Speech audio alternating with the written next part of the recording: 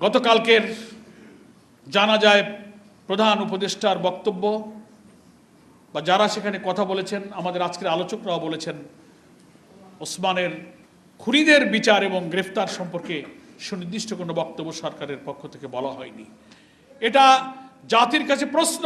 সরকারের এই নীরবতা, আইন মন্ত্রণালয়, স্বরাষ্ট্র মন্ত্রণালয়, সরকার প্রধান, ইন্টেলিজেন্স, অনেক ইন্টেলিজেন্স গভর্নমেন্টের, দুনিয়ার আন্তর্জাতিক নানান তথ্য প্রযুক্তি, উপায় উপকরণ, লজিস্টিক সাপোর্ট দিয়ে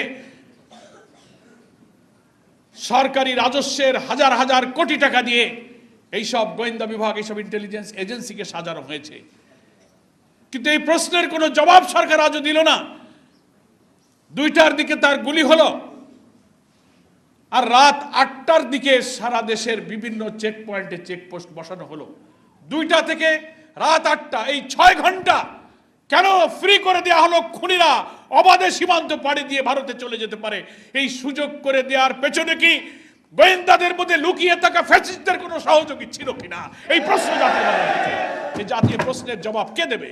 ম্যাক্স, দেশের সবচেয়ে শক্তিশালী 52.5 এন গ্রেডের পিসিসি সিমেন্ট। এই প্রশ্নের জবাব কে দেবে? 6 ঘন্টা কেন বিলম্ব করা হলো? ওসমানকে কে না চিনত? তার শাহাদাতের আগে তার ভিডিও অডিও বক্তব্যে তাকে গুলি করা হতে পারে, আমি মারা যেতে পারি, আমার বাচ্চাটাকে দেখে রেখো, এই আবেগময় বক্তব্য কে না শুনেছে? তো এমন একটা ছেলের গুলি হওয়ার পরে 6টা ঘন্টায় দেশের গোয়েন্দারা কি করেছিলেন? আমরা যেটা তথ্য পেয়েছি, রাত 8টার পর থেকে বিভিন্ন চেকপোস্টে পুলিশ এবং বিভিন্ন বাহিনী মোতায়েন করা হয়েছে। কেন এই 6 ঘন্টা সুযোগ দিলেন?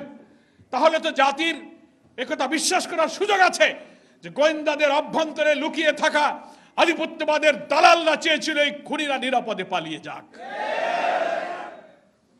গতকালকে ইনকিলাব মঞ্চের সেক্রেটারি জাবের তার বক্তব্যে একটা দাবি করেছে, অনেক বক্তব্য দিয়েছে, একটা দাবি করেছে, 24 ঘন্টার সময় দিয়ে এসে বলেছে সরকারকে জাতির কাছে অন্তত বলতে হবে যে ওসমানের খুনিদের গ্রেফতার করার জন্য এই পর্যন্ত সরকার কি কি ব্যবস্থা নিয়েছে, কোথায় দুর্বলতা, কি করতে পেরেছেন, জাতি সেই তথ্যটা জানতে চায়। আপনারা 24 ঘন্টা যেতে আর মাত্র কয়েক ঘন্টা সময় আছে। ইনকিলাব মঞ্চের এই দাবির সাথে আমরা আজকে জামাত ইসলামী প্রকৃত খুনিদের গ্রেফতারের ব্যাপারে অন্তর্বর্তীকালীন সরকার কি পদক্ষেপ নিয়েছে, কেন ব্যর্থ হয়েছে, কারা অবহেলা করেছে, কি পদক্ষেপ নিচ্ছেন, আপনারা জাতির সামনে আপনাদের এই বক্তব্য তুলে ধরুন। যদি তা না ধরেন তাহলে এই বিশ্বাসে জাতি করবে যারা ওসমানকে খুন করেছে, ওসমানের খুনিদের পালিয়ে যেতে, তার সহযোগীদেরকে প্রশ্রয় দিতে প্রশাসনের মধ্যে ফ্যাসিস্টদের সেই সব সহযোগীরা লুকিয়ে আছে।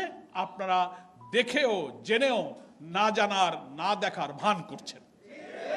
এই বিশ্বাস এই জাতি করবে।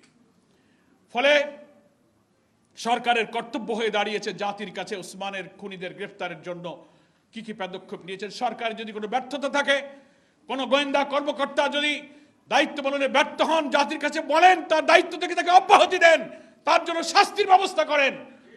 ওসমানের মতো অকুতভয়, মৃত্যু ভয়হীন, মৃত্যুঞ্জয়ী বীরেরা বিদায় নিয়ে যাবে, আর আমাদের হাজার হাজার কোটি টাকার খাজনা ট্যাক্সের পয়সায় বেতন খেয়ে গাড়ি বাড়ি নিয়ে চাকরি করবেন, এটা জনগণ কখনো মেনে নিতে পারে না।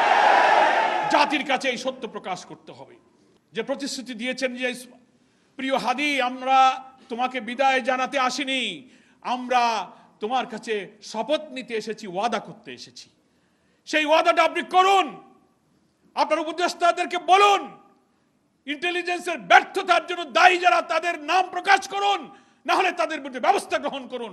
তাহলেই হাদির কফিনকে সামনে রেখে আপনি যে ওয়াদার অঙ্গীকারের কথা বলেছেন সেটা সত্য বলেছেন বলে প্রমাণিত হবে। সম্মানিত দেশবাসীকে আমি বলবো, সরকারের এই নীরবতার দেয়াল ভেঙে এই জাতির গণ আকাঙ্ক্ষার সাথে আপনাকে একাত্ম হওয়া উচিত।